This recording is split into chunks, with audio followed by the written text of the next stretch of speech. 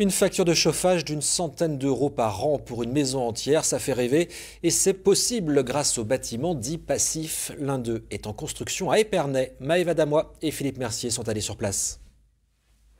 Vu de l'extérieur, ce bâtiment a tout d'ordinaire. Pourtant, ce futur cabinet de kinésithérapie détonne. Il est passif, c'est-à-dire conçu sans système de chauffage actif. Une maison passive est beaucoup plus confortable. On a un air qui est renouvelé en permanence. On a des parois qui sont à la température ambiante, donc on n'a pas de point froid. On n'a pas de risque de condensation sur des ponts thermiques, ce genre de choses. Donc voilà, et puis on a un bénéfice écologique qui est un peu plus global. Seule obligation, un triple vitrage aux fenêtres, une double ventilation et l'imposition d'une petite source de chaleur dans le logement. Une maison de 100 mètres carrés, maison traditionnelle, on va avoir un chauffage de 10 kW minimum.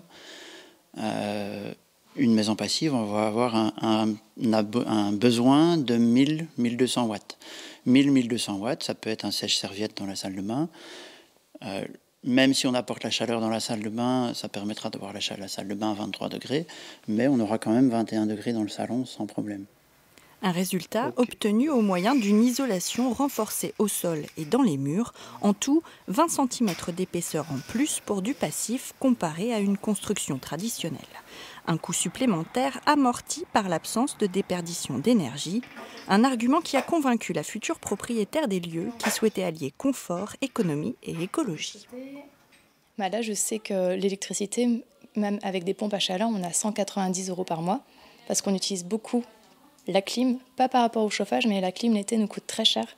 Donc là-bas, normalement, il y aura un petit grille-pain de 1500 watts pour au cas où il fait très froid pour 135 mètres carrés.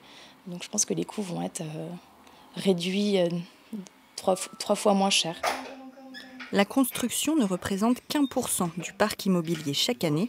Pour rendre leur logement moins énergivore, les Français rénovent. On leur propose même une étude thermique qui permet d'évaluer en fait les déperditions par paroi. Et donc ça peut permettre d'une part de voir les travaux prioritaires ou aussi d'évaluer en fait combien coûterait une rénovation complète. Des travaux de rénovation en partie financés par des aides de l'État, primes, crédits d'impôt au cas par cas, pour motiver une consommation responsable. L'essentiel des aides a été reconduite en 2018, c'est vraiment un message important à passer, sauf pour 2 cas particuliers, c'est les chaudières au fioul et les fenêtres qui vont passer à 15% entre le 1er janvier et le 1er juillet 2018 et qui passeront à 0% ensuite. Le bâtiment représente 40% de l'énergie consommée en Europe. De nouvelles normes sont à l'étude pour une réglementation thermique qui entrerait en vigueur dès 2020.